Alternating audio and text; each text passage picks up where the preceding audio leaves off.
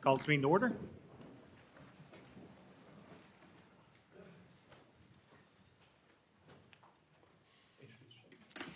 I'm Jimmy Ellison, pastor of Newnan City Church.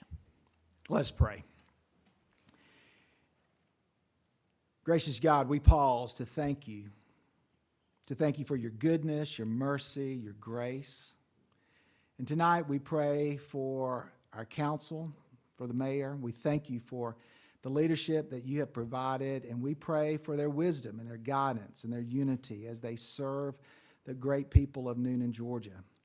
Lord, we thank you for all that you've done for our community. We thank you for the people that you've brought here, the people that have left here to do great things for your kingdom in this world. Lord, we ask your blessings this evening. Watch over us, and it's in Christ's name we pray. Amen. Amen. Amen.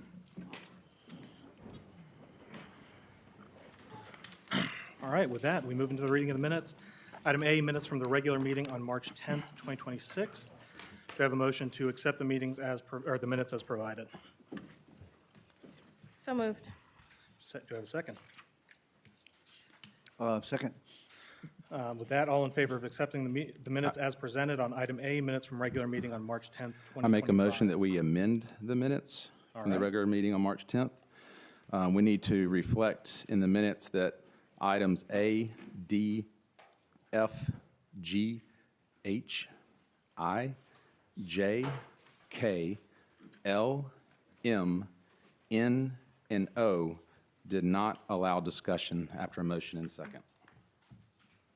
Do we have a second on the amendment? Ooh, could you go over those points again real fast? Just A, D. A, no action was taken on B, no action on C. Item D, no action was taken on E. Item F, G, H, I, J, K, L, M, N, O. Mr. Byrd, I think this amendment is out of order, so we're going to move on with the item as presented. Do we have Parliamentary a vote? inquiry, I appeal the chairman's decision. Noted. Second.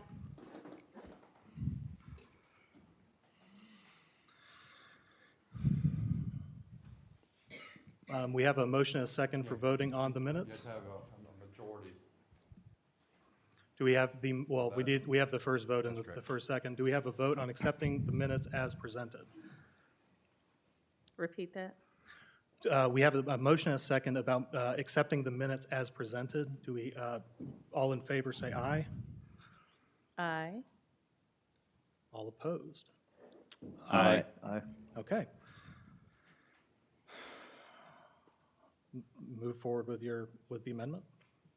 We've already heard so we've got a second. Do we have a vote on the amendment? All in favor of the amendment? Aye. Aye.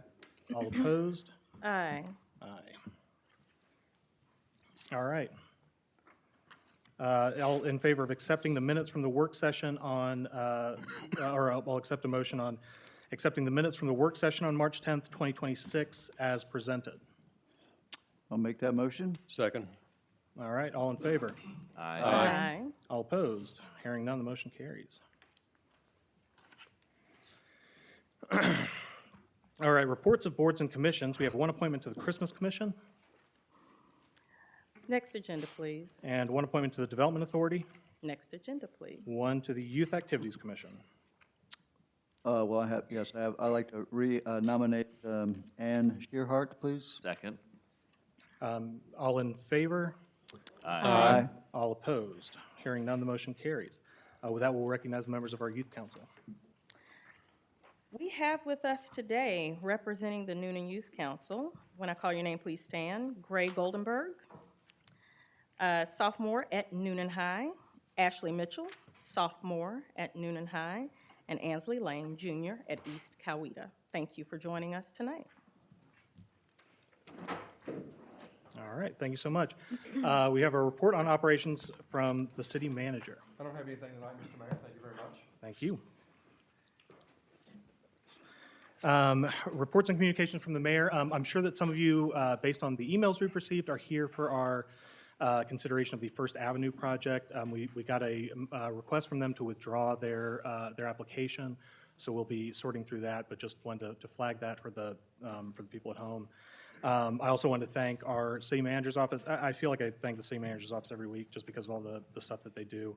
But for all of the work that they've put in as we've gone through the rezonings and all of the minutes and everything that we've been presented, they have been extremely helpful even as we've gotten some curveballs on some of those. So thank you so much. With that, we move into new business. First, we have a public hearing. We've attached the public hearing requirements to all of the agendas, so please review those, and I'll go over that as we open up for public hearing. Good evening. Glad to see everybody again. Tonight we have for your consideration a demolition request for a property located at 51 Jackson Street. This structure was built more than 50 years ago, and it is located in a City of Newnan Historic District. Sorry, let me find my notes. This property was included in the historic survey that was conducted in the early 90s, and at that time it was considered of architectural significance. Currently, the structure has been unoccupied for quite some time, and it's in a state of disrepair. The current owner, after evaluating, has decided to demolish the structure. So if I can offer a little background on this property, the structure in particular has been the subject of substandard housing enforcement action as far back as 1995. Numerous appearances before the city council, numerous appearances in municipal court. The last record I could find for the building itself was from December of 2009. It was a failed final inspection for renovations that had been ongoing for 17 years. All right. With that, so we'll open the public hearing. The applicant and anyone speaking for will have 12 minutes. We ask that, and same for those speaking in opposition, particularly for those speaking in opposition, and we ask you to keep it to 3 minutes, and we'll allow any leftover time for the property owner to rebut. So if the property owner could come forward. These are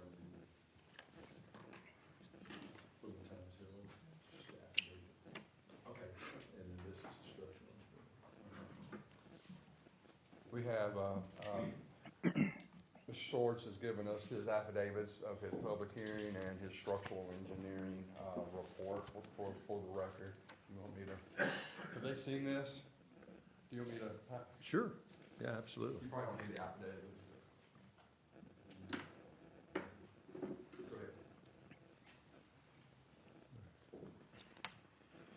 Well, I hope I do this well tonight. My English teacher's in here, so I hope I do well, but if I don't do well, I may get a reprimand, so. I want to thank the mayor and city council for hearing me tonight, and honestly, I'm sorry I'm here. I wish I wasn't here.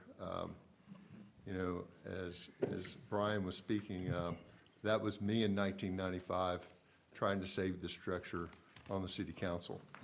And I actually helped author, although it could have been revised considerably since then, this ordinance that made us stop and think about whether we tore a structure down because we didn't have anything to do what we're doing tonight. So I think this is a really good idea, and I'm thankful that we have it. I've been trying to save this structure for 30 years, and especially as a city council member until 2003. Circumstances just didn't allow me to save this property. I've been maintaining the grounds for 20 years. I didn't have the approval from the former owner to maintain the structure. Approximately 1/2 to 2/3 of this property has been and continues to be used as a parking lot and has, to my knowledge, been used for that for 56 Jefferson Street since it was a gas station built in 1955. other than the architectural significance of the structure, I can't find any historical value to the property, unfortunately. And I believe it was used for many years as a rental property, maybe all the way back to the 50s. As a former city council member, I realized the necessity for safety to the public. I did not realize the deterioration of the structure at 51 Jackson Street until we bought it. After the review of the insurance consultant and the structural engineer we worked with on the structure, it became obvious to me that the correct decision was to remove the structure from 51 Jackson Street to protect the public. In order to bring this structure to present city code, after speaking with many, including the structural engineer and the contractor for this property, it would entail an investment of approximately $500,000. The obvious situation is that the kitchen portion, which is on the left up there, it's a total loss, and it would have to come off. The foundation is unstable, and a new foundation would be needed, which would be a major undertaking. Plumbing and electrical and other components would need to be brought to code also. We don't and won't know what other portions of the house are compromised. Exploration of this would entail a lot of work and expenses, which would cause that $500,000 estimate to increase. Presently, we're not able to truly secure the structure due to its present condition, and that is a safety concern to the public, to me. We respectfully ask the city to apply the ordinance and allow us to remove the unsafe structure from 51 Jackson Street. We presently have no plans but to landscape the site of 51 Jackson Street appropriately. I've lived in Coweta County since 1974, except for college and dental school, and I've tried to always be transparent about my future actions, and I believe my record speaks to that. Thank you so much. One question for the city manager. With that property as it's currently zoned, what would that actually facilitate rebuilding on the site? Yeah, good question. The property is currently zoned RUI, which is a residential, and it would allow the construction of a single-family home, and it would allow the construction of a duplex under a special exception granted by the Board of Appeals, but residential only, no commercial uses, other than the grandfathering portion of the parking lot that has been used prior to zoning. Right, great. And Mr. Soares, do you have any plans for the site at this time, or? No, Okay. I don't. I mean, we're going to landscape it. That's the plan. We just don't have a plan. You know, I sat in y'all's chairs many years, and I had a lot of people come up and show me plans for something that never happened. And so that's what my last piece of my speech was about. I'm being transparent. I don't have a plan. I can tell you this, if you've seen anything else I've ever done, I've lived here, like I said, since 1974.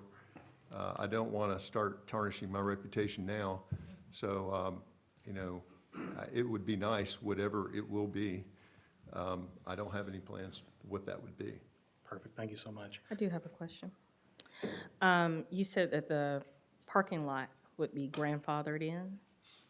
Would that allow for the expansion of the parking lot onto where the house sits now? It would not allow the expansion of a parking lot for commercial purposes, no. Okay. Thank you for that clarification. Yeah, along Cynthia's question on parking lot, how is it demised or labeled, or is it in the deed, or how do we know where the parking lot is and where it isn't? I don't have the answer to that one. Okay, so I'd like to come up with that. Yeah, I've never seen a site condition survey, so, Right. other than going out and putting So- eyes on it and saying this is the limits. Right, so I'm glad you brought that up, Cynthia, Councilwoman Jenkins. So I'd like to see that, so we understand what we're doing. And the other thing is, there is a curb cut on Jackson Street that I guess would connect up, or connects the property today. So I'd like to just have an understanding that curb cut would not connect to the parking lot. But it connects right now. But It has always connected. well, but that's what I don't want to have this happen, is it just loses ever being a house. So I don't think that the parking lot, well, that's why I want to understand what is considered the parking lot. Is the driveway considered the parking lot or not? And so that we know what we're giving you when we grant this, if we do grant it. So I'm just making sure that I understand that you want to take the driveway away from the existing property. No, I want to demise it. I want to separate the parking lot from the house part. I want to understand where that land is. It's not been that way. It's been this way for a long time. Okay. Any further questions? Well, I guess I have a question kind of to Councilman Thomas's in questioning there was, if we approve the demolition, can we have a condition on that it can only be rebuilt with residential of a similar style? And I know it's under the RUI, that's all it can be, but in the future, if it were to change, or, say some of the other properties were to go commercial for whatever reason, that it would still have to stay residential in a similar style to what would be demolished. I got a question. Does this fall into our historic district that requires any new construction to come before the board of whichever one of the boards we have? Yes, So they have to get an architectural design certificate anyway? to build something, correct. Yeah, Yeah, okay, okay. Does that answer your question? it does. All right. Any further questions? Thank you. Is and I may be thinking of the wrong lot.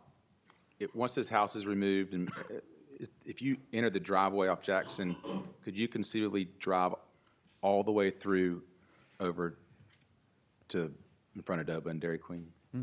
Just like you can right now, just like it's been for many years. Yeah, I think for clarification, and I have it pulled up, and we can happily pull it up on the screen if you would like.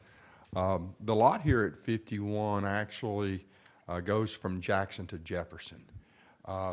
If you've ever been to Dr. Soar's office, the parking, the gravel area is actually on 51. That's correct, most of it. The back of 51, and there is the existing driveway that comes from Jackson Street to the parking lot. I'll be happy to pull up Ms. Shea, pull up an aerial image if you want to see that for clarification.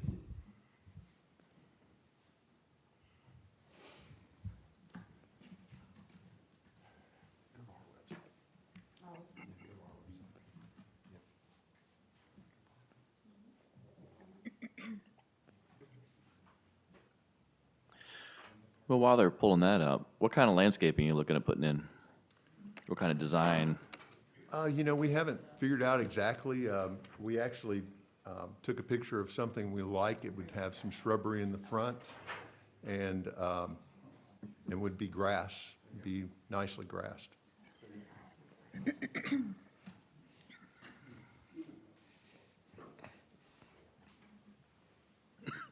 All right, further questions? Seeing none, Mr. Swords, would you yield your time? We've got one person who wants to speak on this, Ms. Eitzen, Ms. Cindy Eitzen? Eitzen, sorry. Yes. Eitzen, sorry, apologies. And are you speaking for, you're against? Yes. Great, okay. Hi, thank you, council. Thank you, Mayor. I appreciate being here. I serve as co-chair on the Newnan Urban Redevelopment Authority. I also have worked at the Department of Community Affairs, overseeing downtown development for the state of Georgia. I've also worked with the Georgia Department of Economic Development, and I've had a career of almost 28 years with those two departments. I now presently work with the Georgia Municipal Association and oversee community and economic development for the state, as well as the executive director for the Georgia Cities Foundation. The reason why I'm here is I've traveled the state extensively. And when I'm from here, and Philip is my dentist. My dad goes to him. He's 80 years old. We all go to Philip.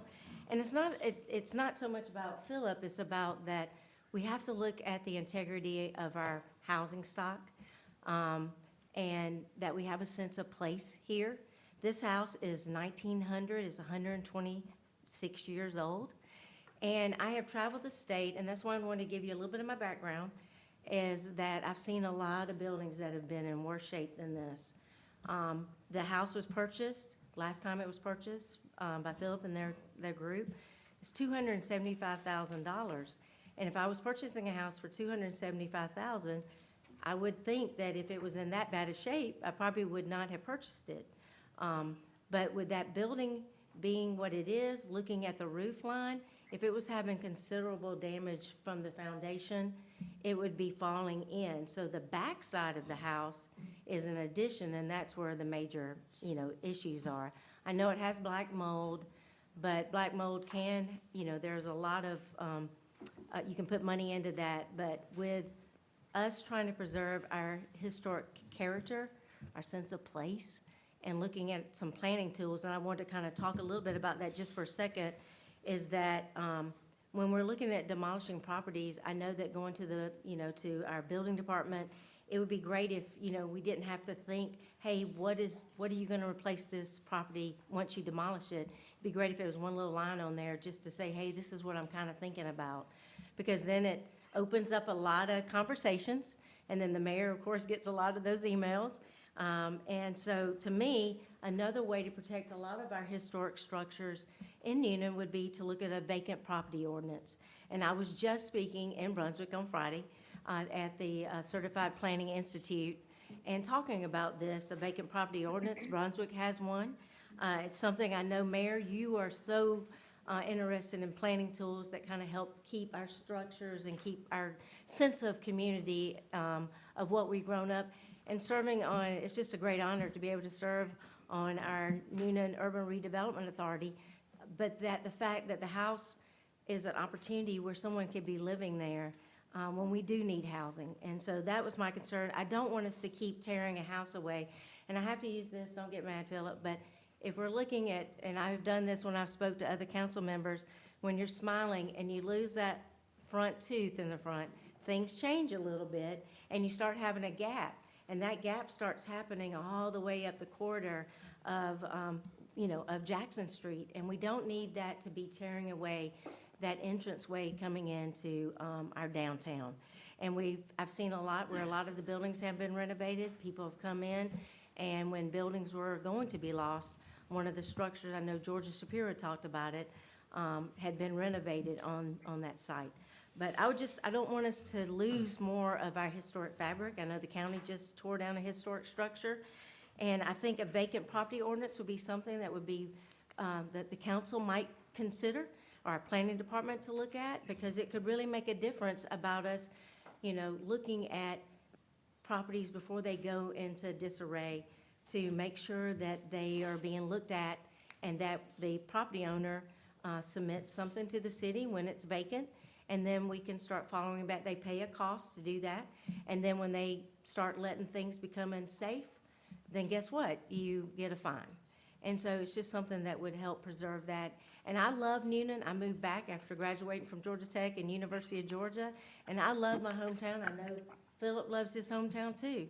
And it's not about us against, it's just we have beautiful structures all over downtown Newnan, and I just don't want to see one 126-year-old house to be torn down. But I will say that when there's a will, there's a way to preserve any building. And to me, when you look at paying $275 for the property, then the investment of thinking, hey, I wanted to tear that down for a green space, I just didn't understand what that was. Thank you So so thank you so much. Thank you, council. I appreciate it. Thank you for letting me serve on the Urban Redevelopment Board. Thank you. Thank you. Mr. Swords, the time returns to you if you have any further commentary. Otherwise, So first of all, we didn't know that the structure was in bad shape until we bought it. So we didn't know, we were in kind of a quick sale kind of situation. It's a very difficult situation, to say the least. That's just what I'll say. Second of all, there's a lot of the structure that is not, it's not what it used to be. None of the siding is what it used to be. There's a lot of things that aren't. That's what the structural engineer says. I wish we weren't taking it down too. It's just so expensive. okay. Thank you so much. And with that, we close the public hearing, but. Yep. Do we have any discussion from council? I have a couple comments. Understand the historic value of things, et cetera, but here's where I've been in real estate, et cetera, and rehabbed and worked with a lot of investors and rehabbers in varying states. One thing that I have a hard time with this, although it being in an historic district, it's a dilapidated house. That's unsafe in a neighborhood, and for, quite frankly, to impose upon a owner of a property, regardless of what he purchased it for, and the fact that we would almost make him rehab this house and keep that dilapidated house. That's not, dilapidation is not historic. It's just a bad piece of property, or it's a great piece of property, but it just has a bad building on it. You know, you talk about foundation, you talk about remediating a mold, things of that sort. You're talking about some unforeseen expenses, which we actually found out on 57 East when we tried to do all that stuff. I just think I'm in favor of allowing the owner to demolish the property, and if it sits empty for a period of time, we have a number of empty lots throughout the city, so we can't just say, it'll be filled someday, some built upon, I'm sure, at some time, but I just can't see looking at these pictures, and I'm assuming you've been through it as well. I mean, it's just unsafe. And to just keep it up there because we think it's historic, it doesn't fit into that category. It's just by historic in and of itself. And I appreciate your all that you've done and all you're involved in, but I would have to side with the owner of the property and quite frankly, in my opinion, needs to come down. So I actually have a question. So the parking that's on the site now, it serves which building specifically? It's currently serving the dental office. So the parking lot was, what I'll say, it was 456 Jefferson is what it's for. We also occupy 50 Jefferson, and we have parking at 50 Jefferson, which was the original dental office for Dr. Charles M. Barron in 1955. And so we've been there roughly, what is that? 75, 76 years? Yeah, 71 years? 71 years. And then also 56 Jefferson Street, which was a gas station. It was built in 1955. Mr. Roar Wortham had his gas station there. And actually, the Farmer family is who built the gas station. So this has been a parking lot for that gas station, as far as I know, since 1955. Okay. So then my next question is that if a home were built back on this property and sold to someone, you I'm would sorry, probably be. say that again, I'm sorry. If you were, I'm sorry, I'll I can't speak hear more well, into I the mic. apologize. If this site had a house built back on it and you were willing to sell it, you would most likely then end up subdividing this, correct? So that the parking could stay with the building? Well, I think the deal, why did I buy this piece of land? It's because it's my parking lot. And prior to that, I owned a piece of land that was at the corner of Posey and Jefferson Street in case I lost that parking lot. And now I own the piece of property at 60 Jefferson Street in case I were to lose this parking lot. So I've always had to make plans for the future in case I lost this parking lot. I've been trying to buy this parking lot since the very beginning. It would never be sold to me. The person that owned the parking lot, which was W.P. Arnold, sold it to another gentleman, Mac Reynolds. Mac Reynolds contacted me and said, I will give you first chance to buy this property. So I went and had a survey done to see what it was worth. If you look at the tax records, I paid a little bit more than the tax records say that it was worth. And so that's how the number came up. I didn't I didn't have time to look at the house. I just made an offer. And I got the property so that we would, have the parking lot. Our office employs 20 people. There are 20 employees that work for Coweta Dentistry in this location. Overall, Coweta Dentistry employs about 100 people in this community. So, I am concerned, what was my concern? I didn't want my 20 employees to lose their jobs. So that's what this is based upon. I've invested in Newnan since I moved back here in 1989 as a dentist. This is just my latest investment. Okay. So where I'm headed with that is if you were to, because I'll be honest, I am very much so hating to see this building go. You started off with being that you wanted to save this house, but now we're at, I really bought it because of the parking lot. And so Well, excuse me. Wait a minute. You're using my words. That is not exactly what I said. I showed in my actions, and if you go back and read the minutes of the city of Newnan, you will see who was the person that was trying to save this house, and it was me. okay. So the thing about it is that you're asking for a plan for this property. Now, I'm going to tell you what I thought when I was in your seat. When I was in your seat and we had property and it couldn't be secured, then we had it secured. So that was what, that's what this gentleman would have done at that time. We would have said, secure the property, put a lien on the property and secure it. That's what we did. I cannot secure, I'm trying to be the model citizen in this situation, and I can't secure this property because it has a hole in the roof. And I can't secure it. They can put a ladder up in it and be in it tomorrow. If I go and start spending a bunch of money trying to secure the roof and they fall in the roof, that's another problem for me. It's another liability. So the problem is that, I am where I am, not my own doing. I tried my best for, 30 years to try to save this piece of property, as all the things that Ryan spoke about. So, and the reason, I'm not saying I'm not gonna build a house back there. I'm not saying that at all.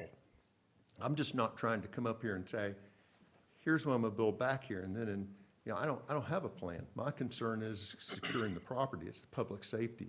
I think public safety is number one. Okay, so let me finish. Are you finished? Yeah. Okay, thank you. I just wanted to know if, because we clearly have people here who are advocates of saving this building. You have clearly made it that this is not something that you're going to do or can do. So the question is just like anything else, if you were allowed to keep the parking and subdivide this, would you be willing to work with somebody in the community that might want to do that and sell it to them? Well, I'm just trying to figure out here. I met with one person. I reached out to another, and there was a third person that was supposedly interested in this structure. None of them came back. So that, I have done that. Again, I sat in your seat. I was hoping that someone would want to do that, but it just hasn't worked out. Okay. And that answers my question. Thank you. Thank you. Further questions from, I questions or I discussion? did have a question. I'm sorry, Dr. Swords. I'm going to need you.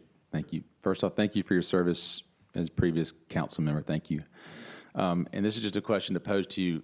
A little bit of my heartburn on this is that we have a commercial, basically a commercial use in the parking lot, but access through a residential use if someone wanted to go drive up that gravel hill and come out onto Jackson.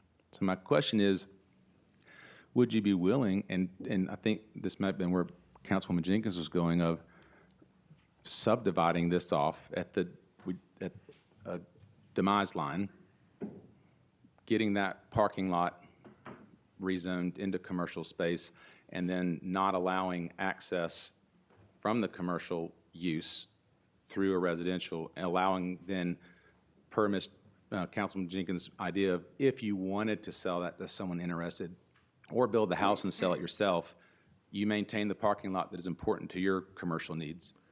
I'm just asking if that was something you'd be willing to work with staff on, and then maybe come back to us just as, before we just throw the baby out, right now. Well, you'll get to make your ruling, and I'll respect whatever your ruling is. But I think that if you ask me to give up that parking lot, that driveway, that's a taking. And I'm making it said right now that that's the way I see that. Now, if someone said, Dr. Swords, would you be willing right now, until you decide what to do with this lot, this house site, would you be willing to close that entrance? Answer is yes.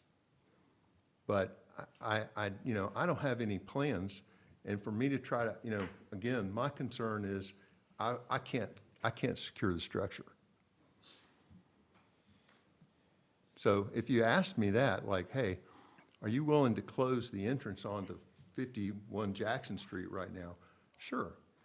For how long? I don't know. When I say that, like, if I get a plan, I have to come before you all with a plan anyways. So, if that's the way I would see that, I got to come before you guys and do that. But if you said, hey, we don't want people coming through this, I'm fine with that. I don't have any problem with that idea. But I don't want to put anything, forever on this piece of property, because all I'm trying to do is use it as it's been used, for the last 70 years. Any further discussion from council? Seeing none, do I have a motion to call the question? I'll make a motion to approve the demolition as approved, or as Second. All in favor? Aye. Aye. All opposed? Aye. Aye. Could we have a roll call vote? I apologize. Mr. Berta? Against. Against. Against. Councilwoman Jenkins? I was for it. 4. 4.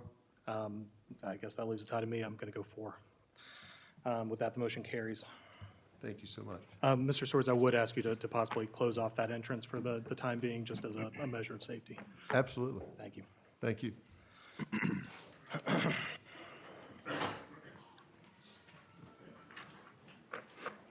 All right, item G, consideration of project framework agreement between the Georgia Department of Transportation and the City of Newnan for pedestrian facilities and other enhancements, Newnan Crossing Boulevard from SR 34 to Big Poplar Road.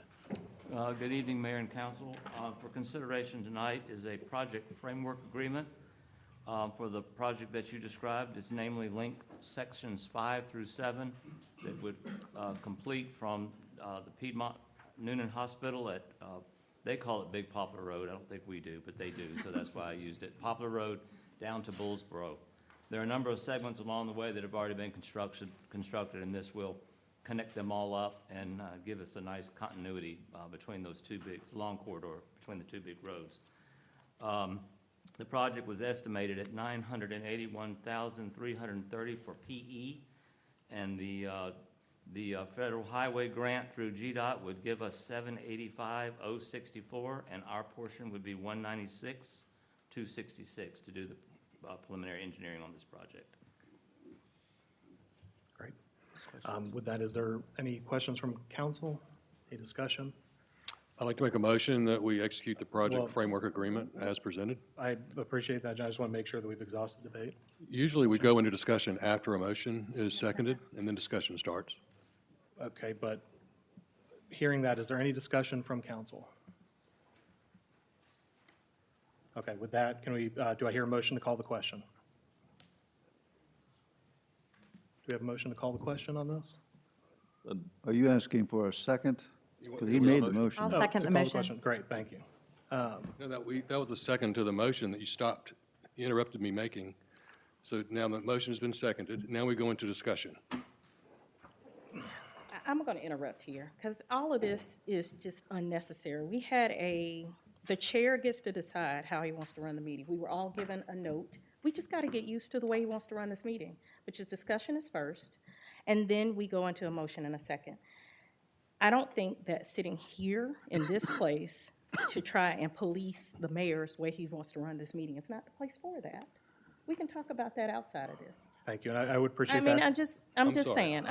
I read the note that Mayor gave us that he wanted the discussion to happen after a motion was made. That's what I read. I apologize, Jim. Councilman So, Thompson. if I'm wrong on that, then I stand down, but that's what I saw Oh, given to me absolutely, by no, email. and I'm happy to discuss offline if you have a moment, but the way that I meant for that to read is that we're treating the agenda item as presented as the motion that we then vote up or down after discussion. With that, do we have a motion to call the question? All those in favor? Oh, yeah, I'm sorry, I'm getting turned around myself, Jim, Mr. Councilman Thompson. All those in favor? Aye. All opposed? Hearing none, the motion carries. We move on to item H. Yeah, Mayor and Council. This is actually not an ordinance for consideration. This is direction. Staff is asking for council's direction to amend the procurement policy as it relates to the opening of invitations to bids and requests for proposals. The way the policy is currently written now is that the invitation to bid and the RFPs must be opened in the presence of two council members. We've had a little bit of a difficulty lately. Everyone has a day job, everyone has commitments in aligning and getting two council members to open bids on bid opening day. So what we would like to see or recommend is that we put an ordinance in front of you that would allow those bids to be open in the presence of staff, and then they're in turn reviewed and submitted to this body for the final consideration. I think it just makes for a little bit of efficiencies in the process. Certainly not asking to change who actually awards the bid. That would remain with this body. Thank you. The motion so presented, do we have discussion from council? Any questions, any discussion? I just agree strongly. Okay. Any further comments or questions? If I not, do have a question. Cleus, in here on the $50,000, I know you didn't mention this, but on the 50,000 threshold, when was that established? How long ago? The 50,000 threshold was established in 2013 by this body. And with inflation and things, that number seems low considering what we go out and do. I would like for you to come. First of all, is 50,000 okay, or do you see it as too low, maybe? It's probably time to review it. I think since 2013, I think we've seen the value of the dollars change about, 42%. I know that last year, the state of Georgia amended the Public Works construction law and the road construction law. Their threshold, which is applicable to cities if we want to follow, they increased it from 100,000 to 250 in the state of Georgia. Now, historically, Newnan was half of that 100 at 50, but obviously, in efficiency to try to do business, to award contracts, to get projects going, they did amend that. So I think it's a good opportunity to look at it due to inflation and changes in law. Be happy to. Would council be agreeable to have him also just add that threshold in and give us recommendation as well as the way? Go ahead. I'm not sure if I understand. Is that to be included in this motion? He just wants to change the ordinance. That's what. Yeah. We just want to deal with the ordinance, give him permission to redo the ordinance. But the 50,000, what you're talking about is a separate issue. I think it's inside the same ordinance, right? It's the same Would you ordinance. just have him look at that also, as well as the people that are there All right. that witness it? So basically, while he's looking at it. While he's looking at it, all add, the options. yes, good, Councilwoman Jenkins, thank you. While he's looking at it, add the threshold to something he's looking at.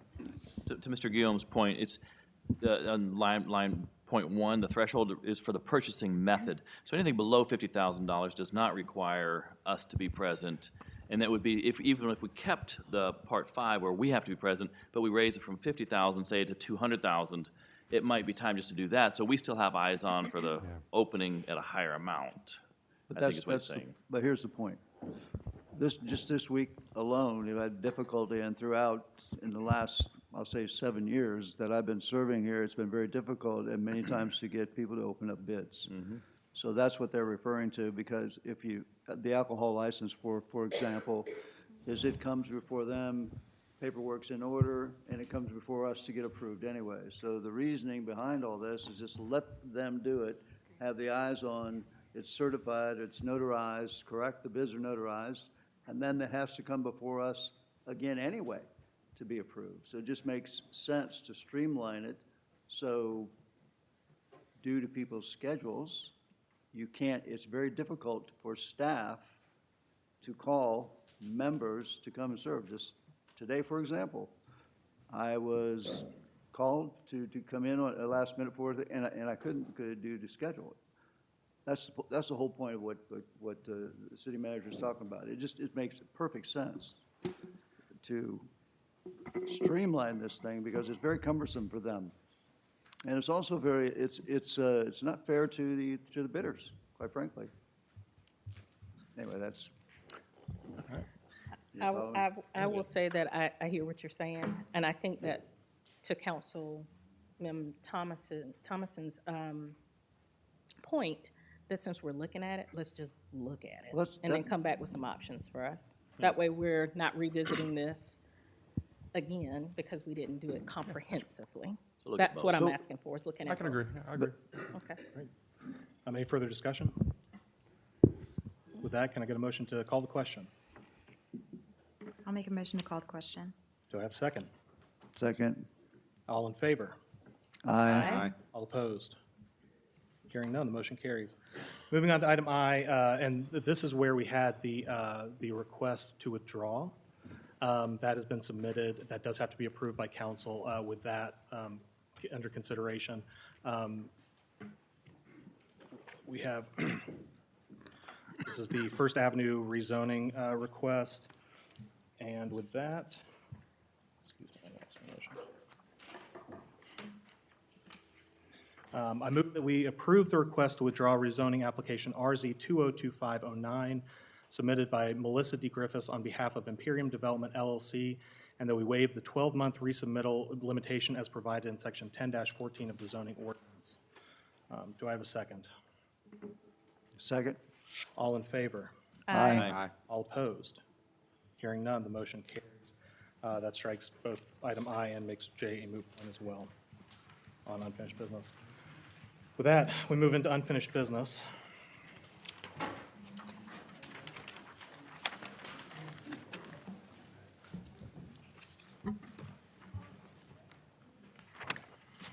I went into autopilot just then, so I don't know if you did this. I did not vote.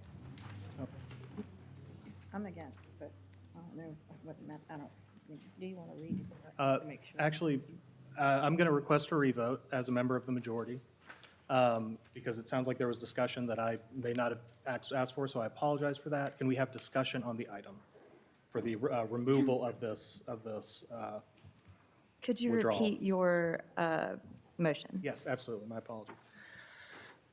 I move that we approve the request to withdraw rezoning application RZ 2025-09, First Avenue Development, submitted by Melissa D. Griffiths on behalf of Imperium Development LLC, and that we waive the 12-month resubmittal limitation as provided in section 10-14 of the zoning ordinance. So then my question becomes, when would they be able to resubmit if it is not a year? After the moratorium, Okay, so January of or whenever it is, 2027 would be the earliest. or whenever it's lifted, yes, correct. Okay. That is correct. Got you. Okay, I've got a question. Why this exception? What warrants this exception? It's been a standard practice. I think. We've done it many I think Ms. Jenkins can speak to that, yes. Yeah. we've done Almost it. every withdrawal, I think this body has had that, we put that language in. We so- waive it? Okay. And I think in this situation, because we have a moratorium in place, it would help us to make a better decision on it in the future. All right. Is there any further discussion? With that, do we have a motion to call the question? I think you made the motion. Or do we have a second on this motion? Second. All in favor? Aye. All opposed? Hearing none. The motion carries.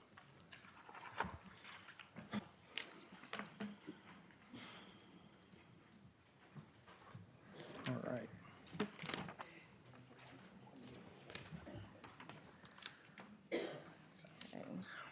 With that, we move into item K, a public hearing on the rezoning request for RZ 2025-08 by Stephen Jones.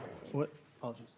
Okay. I have a quick question Yes. regarding item J. Yes. That Do was we just- still need to address the planning commission report? There's parts of that we did not address. I believe it's a moot point. So it is all moot, okay. Withdraw. Thank you for the question. Moving into item K, the public hearing on the rezoning request for RZ 2025-08 by Stephen Jones on behalf of Parkland Home Builders LLC for 32 plus or minus acres off of Celebrate Life Parkway from CCS to RMH for the purpose of developing a 150-unit multifamily rental community. Thank you, Mayor. Dean Smith for the Planning Department. Before you is kind of the project map. This was before you back on March 10th during the work session, or February 10th, work session, March 10th. You've had a chance to look at it. This is, the 150 number is a reduction from the original proposal, which was 220 units, that the Planning Commission considered in January of this year. The applicant has modified some of their concept plans and tweaked their plans, which we did not have the opportunity to put in your agenda prior to today's meeting, so they will, I'm going to give them some time to go through some of that with you all at your discretion and pleasure. Basically, we're talking about a rental community that consists of 57 three-bedroom, what is called by the applicant stacked townhome-style units or adult duplexes, 57 two-bedroom units, 18 three-bedroom ranch-style attached dwelling units, 18 two-bedroom ranch-style attached dwelling units. The overall density has been reduced from the original proposal to about 5 units an acre. Bear in mind that the RMH zoning does allow up to 12 units an acre for apartments, 8 units an acre for other types of housing units. The site is currently undeveloped and surrounded primarily by commercial zoning districts. There is an existing apartment complex to the north, is 189 units. The future land use designations include both mixed use and business and office. The amenities proposed by the applicant include a green space, walking trail, picnic area, pool cabana, dog park, and their applicants recently proffering a link trail connection that you will see later, and full appliance packages. As a background, in 2022, the council did consider a mixed-use rezoning for 294 residential units and 33,000 square feet of commercial space, which was ultimately denied by the city council. In terms of the staff evaluation, you have in the packet and online the full assessment of our rezoning standards, but the use is suitable and compatible with surrounding development. The traffic and adjacent property impacts are expected to be minimal. Public facilities and utilities have capacity to serve the development. The proposal is consistent with the intent of the comprehensive plan and the RMH zoning district.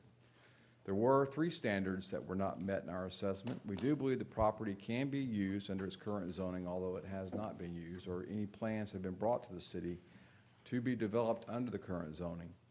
No new or changing conditions currently justify the rezoning request, and the proposal primarily benefits the applicant and doesn't demonstrate a strong public benefit. As far as infrastructure and community impacts, the traffic mitigation turn lanes will be required per Mr. Clark's analysis of the original traffic impact study. Since they have reduced the number of units, a full traffic impact study is no longer required, but perhaps a traffic report would be provided. No new or changing, water and sewer services are available. The school capacity concerns are noted, particularly at East Coweta High School. The project is estimated to generate approximately $60.5 million in property value along with impact fees. Mr. Mike Furbish, landscape architect, did review a preliminary tree management plan that at that time consisted of 220 units. He has not been able to look at a revised plan that consists of the new proposal at 150 units, but his comments at that time were that he was concerned that the tree-safe areas were primarily located on steep or undevelopable land, that limited tree density credit is anticipated, and that full compliance with the tree ordinance requirements would be challenging. As of January 13th, the Planning Commission held a public hearing.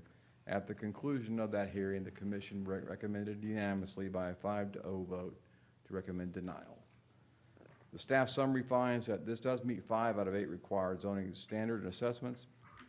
The staff would add that if you do decide to approve this, you recommend limiting the development to the submitted plans to be consistent with those concept plans and capping the project at 150 rental units. And that concludes the report of staff. Thank you. Do we have the applicant here? Thank you. Mayor, Council. My name is Stephen Jones. I'm here today on behalf of Parkland Communities. Thank you for the opportunity to present this application.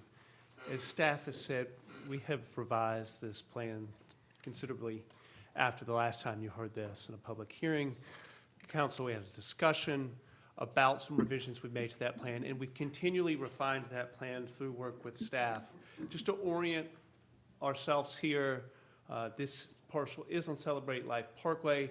It's just north of City of Hope. It consists of approximately 30 acres split between two parcels which do have split zoning. You'll see that here the parcel is split between RML zoning and CCS zoning. The RML is residential multifamily low density, and CCS is community shopping district. The density, as staff noted, with that reduction in unit count from 220 to 150 is 5 units per acre. That's less than half, about 40% of the maximum permitted density for units such as this under RMH zoning. So come down quite a bit. I wanted to show you that original plan that was submitted with the application. This was that 220 unit plan consisting of 220 stacked townhomes. Just to reorient ourselves here, the stacked townhomes, they look like one unit, but you've got 2 units in a 3-story building. We've now revised that plan to, consistent with our discussion at the last public hearing, keep the stacked townhomes interior to the development, and then have on the periphery what we're calling ranch townhomes for Silver Citizens, kind of age-in-place style of development. Part of this, I'll go through some of the more specifics as we go through this, but we have added a substantial link connection through this property coming from Celebrate Life on the east side, and you're looking, the top of your page is east, looking towards Interstate 85, going down towards City of Hope on the south side, which is on the right side of your page. This is a picture from an existing parkland community. You can see here, and we'll go through further, but all these townhomes and ranch townhomes, we tried to either the front or the rear on green space or common space, open space, or interconnected walkways there throughout the development. Here's another picture of an existing parkland community. And because we designed the ranch-style townhome for this development, we only have a rendering here because, again, this would be a product built specifically for this development, trying to accommodate and incorporate some of that discussion that we had at the last public hearing. I do want to play a short video here of an existing parkland community. I'm accompanied today by a number of parkland representatives, including Mr. Jacoby, president of Parkland, and Jim, this is Lawrenceville? Yes. This is Fayetteville.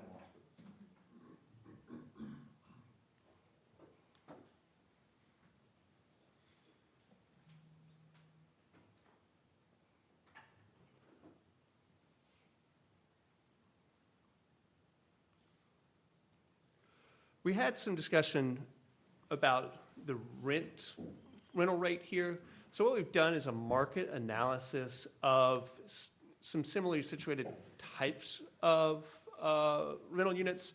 Again, we think if you look at these units as they are in the marketplace, the caliber of the product that Parkland builds is far and above these. But if you look at these rental rates, you'll see that we are in line with the rental rates for the vast majority of those communities. And then we had a discussion too about the attainability of these units. And so what we did is we went and looked at the census data. The median household income has then been brought forward to 2024. We then applied a modest inflationary factor of 1% per year, assuming then the 2028 median income in the city would be about $85,000. You divide that over 12 months, and then applying basically 30% of your income equates to what is, you should keep your housing cost at. And we are directly in line with that. So if you look at the weighted average of the rents between the 57 unit and the 18, the stacked townhomes and the ranch style, you'll see that that weighted average is $2,136, which equates almost exactly to what 30% of the median household income in the city will be in 2028 when we're expecting full build out. I want to come back to the concept plan and highlight more of the changes that we've made. Again, you'll see this blue line here. That is that link trail that we've brought through the development. It now becomes a central feature of the development of many of the stacked townhomes that you'll see here.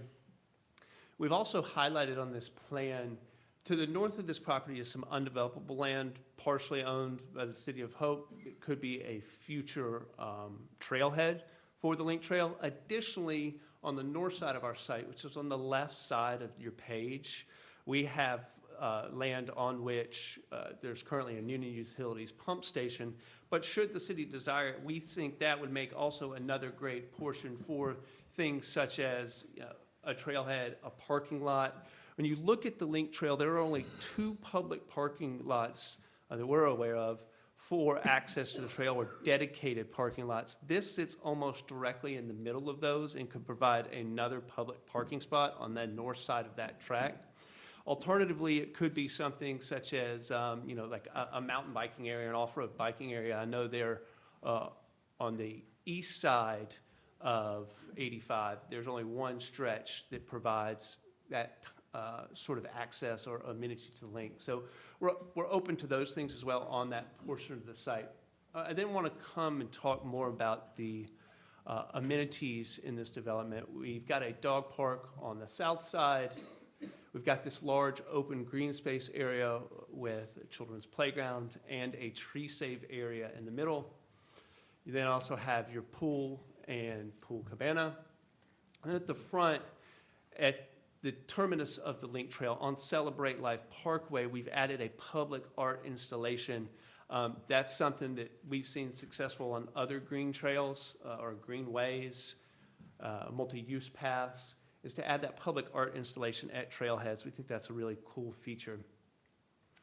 I just wanted to also give you another kind of streetscape thing. We talked about this when we were looking through the renderings and through some pictures of other parkland communities. All of these dwellings either front on common green space, or they back up to green space, or they front on common walkways or the link multi-use trail. So we really tried to program the development so that each home has a unique offering. Coming through, Parkland also represented a number of applicants in various jurisdictions. Parkland has done and I've never encountered or rarely encountered applicants that do a level of diligence on a concept plan that Parkland's done here. They have done a preliminary grading plan. They've done what you'll see here to ensure that this site and this concept plan that you're seeing before you tonight is feasible, can actually be done. Sometimes you'll see a concept plan that is, I don't want to say napkin, but it's something more than napkin, but it's not to the level of diligence that you see here. So when Parkland says this concept plan is what they're going to deliver, and that this link trail extension can be delivered, they mean it and they've done their homework on it.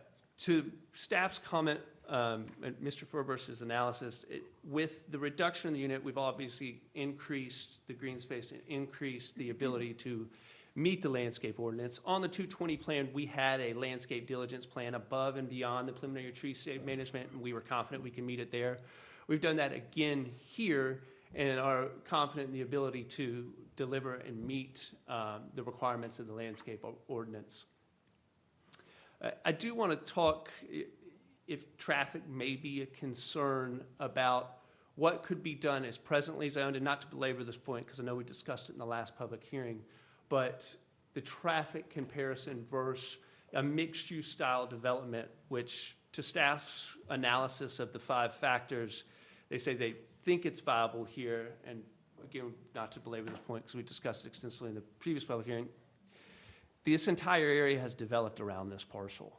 We looked at historical photos in the last public hearing, and you saw the progression over the last 25 years of everything around this parcel but this parcel developing, or almost all the parcels except this parcel developing. I think that's the market showing that a mixed-use development or a commercial development is not viable because the market hasn't shown it to be here. But if it were, and if you had, let's say, something that could be done under the present zoning district applied to the developable portion of the property, which is CCS. If you have a 100,000 square foot commercial with 300 apartments over the commercial, which is permitted as presently zoned, you'd be looking at about 5,500 daily trips. If you could compare that to the trip generation of the residential concept you see here, you're looking at 983. So, less than 20%. With the reduction in units, you Mr. had... Jones, just very quickly, we are running up against time, so in case you want to reserve any time, I don't think we have anybody signed up to speak against this, but just to flag that if you want to reserve any time, you might want to do so. Thank you so much, Mayor. I do want to point out that as we reduced the units, we also reduced the number of 3-bedroom units. There was some concern expressed about school capacity, and so as we reduce the number of 3-bedroom units and come down to 2-bedroom units, we have reduced that from 144 3-bedroom, or over 50%, about 73% of the units were 3-bedroom in the before. Now it's 50-50. We do have, and we discussed this last public hearing, a letter of support from the City of Hope, and then also looking at delivering homes and delivering residential dwellings in this area. About 98% of the employees in that 3/4 mile radius commute in. This gives us the ability to deliver residences in this area for employees of this area, thereby further reducing traffic. With that, Mayor, I will reserve the remainder of my time for rebuttal unless you or council have any questions. Be happy to address those at this time. Do we have any questions from council? I have a question. In looking at the parcels, this is 3 different parcels, is that correct? No, I mean, Councilman. well, I'm sorry, on, I don't know what page, or, I don't know what I'm looking at, but, there's green space to the right and green space to the left. You can use any of the, Had a lot of slides. I'm sorry. Here. Back up a good bit. this? Right there. Yes. So I believe it's technically 2 tax parcels. Okay. So my question for you is, one of them is already zoned in the correct zoning, and then the other 2, or the other one, we need to, if approved, I don't know, what are the future plans for those areas? Are they going to stay green space, or are those going to be phase 1, phase 2, and phase 3? No. Part of the zoning conditions which staff has recommended, Councilwoman, is for consistency with this concept plan. So what you see on the concept plan is what will be built. And that would be a zoning condition tied to the approval, should that be the pleasure of this body. Any further questions from council? I'd just like to add a little bit to his answer. Could you please identify yourself for the Yes, record? sir, I'm sorry. I'm Jim Jacoby, Parkland Communities. Let's just add a little bit to his answer. Yes, we do plan on those remaining undisturbed in their current state. However, I think it would be wonderful if the city would like to include some mountain biking trails in those areas. They're going to remain natural, and we can kind of connect that all with this I'm going to call the northern spur of the link that we're going to build. I think that'd be a great amenity for the community to have. So we're willing to work with the city to facilitate that happening. And if the city would like to land, we'll donate it to you for free. We'll just deed it to you, and so it can be enjoyed for generations to come. Thank you. Further questions? All right. Hearing none, did we have any voices against? I didn't see anybody signed up. Seeing none, we'll close the public hearing. With that, do we have a motion to accept the Planning Commission report as put forward? So moved. Second. All in favor? Aye. All opposed? That motion carries. And then moving into the ordinance to amend the zoning map for the subject property, do you have a motion to amend? Do you have a motion for the amendment that they've put, or is there further discussion from the council? Any further discussion? All right, seeing none, do we have a motion to adopt the amended zoning map, yea or nay?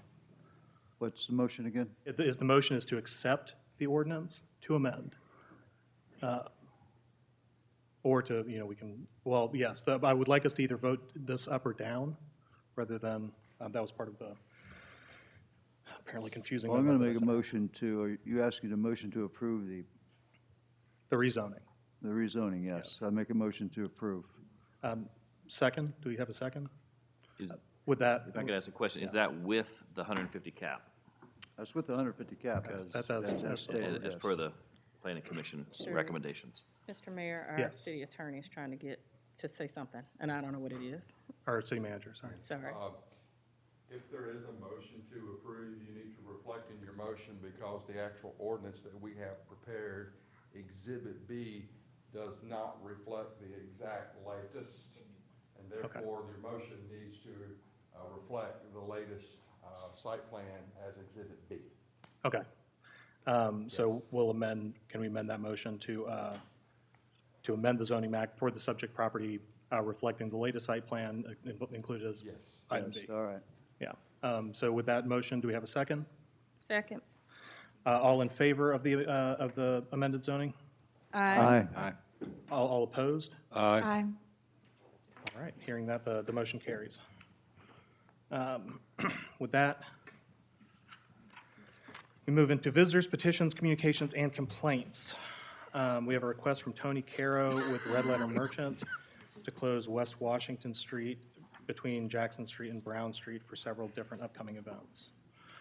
Is Mr. Caro here? All right, I do not see. Do we have this proposal? It's in front of us. Yeah, he has a proposal, and maybe Ms. Shea can help me. I think she's been communicating with him more than I have. And, you know, I sent out an email earlier to the council members, maybe last week. You know, we love the fact that downtown's so exciting, and we have all these requests from different businesses, organizations, people wanting to do things in our right-of-ways. I don't want to say it's getting a little bit difficult to manage, but this particular request, the first request is piggybacking onto our market day, which we already have another request for a market day that happens on Madison Street. If this one is approved, we'll have this third market that's occurring on West Washington Street. The other part of his request is to piggyback on top of the Porch Fest, which this body approved last week. I certainly got maps. I don't know, did you put the maps? I think you have the maps at your desk too, to kind of show the overall. Again, I'm not being against it. I think it's something that we probably need to start having discussions on when we have our organized events, and we're starting to see, I hate to use the word piggyback, but it's kind of what it is. Again, I'm not completely against it, but I think it's just something that I wanted to bring to the attention of this body for potential discussion. Thank you. All right. With that so presented, do we have any discussion among the council? Mr. Mayor. Well, Please. go ahead, I'm sorry, go ahead. I No, need no. to know what the police think. I need to know what the police think of all of this, because this is a lot of red on here. Yeah, could we get public safety input here?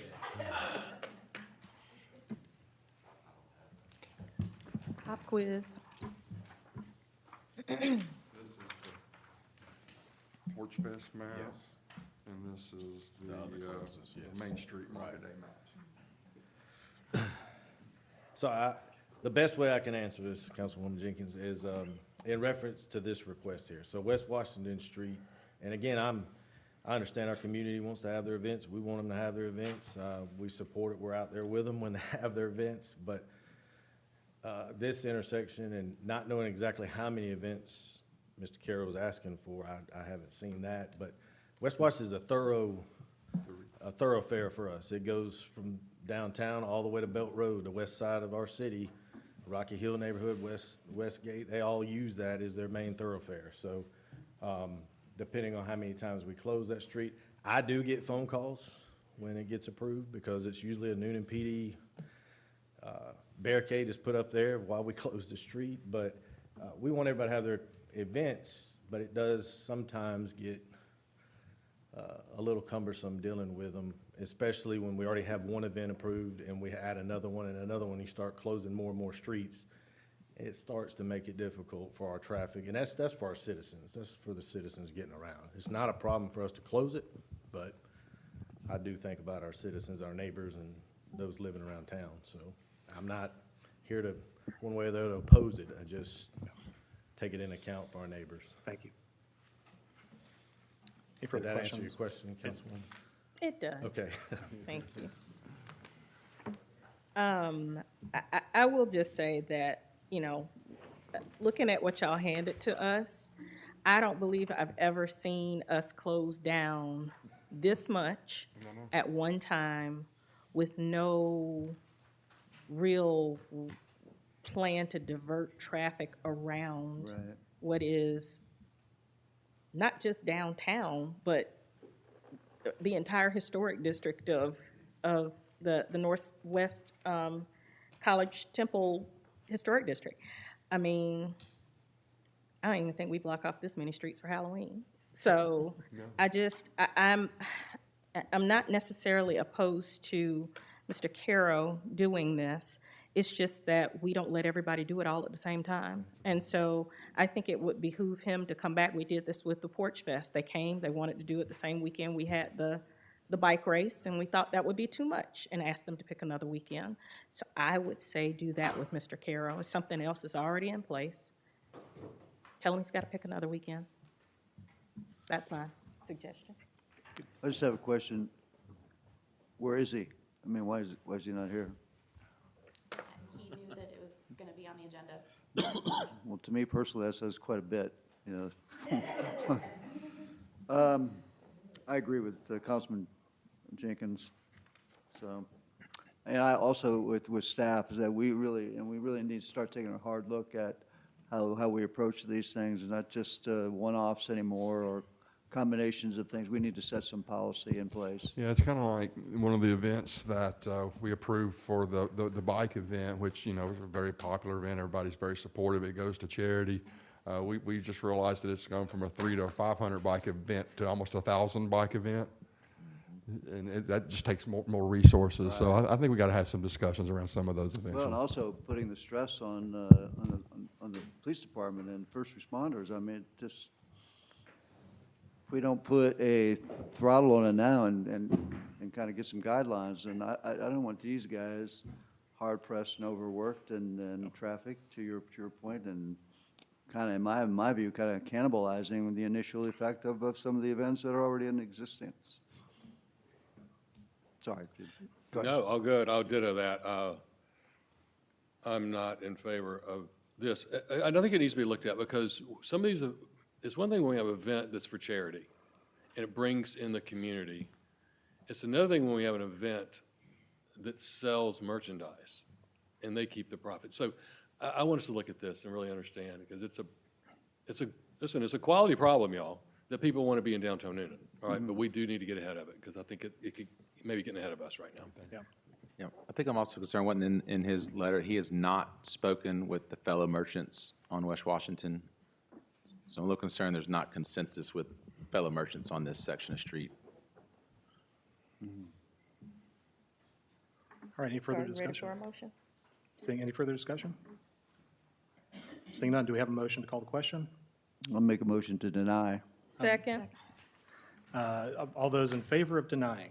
Aye. Aye. All opposed? All right, the motion is so denied. We do not have any items for executive session. Do we have any further business? Seeing none, do we have a motion to adjourn? So moved. Second? Second. All in favor? Aye. All opposed? We're adjourned.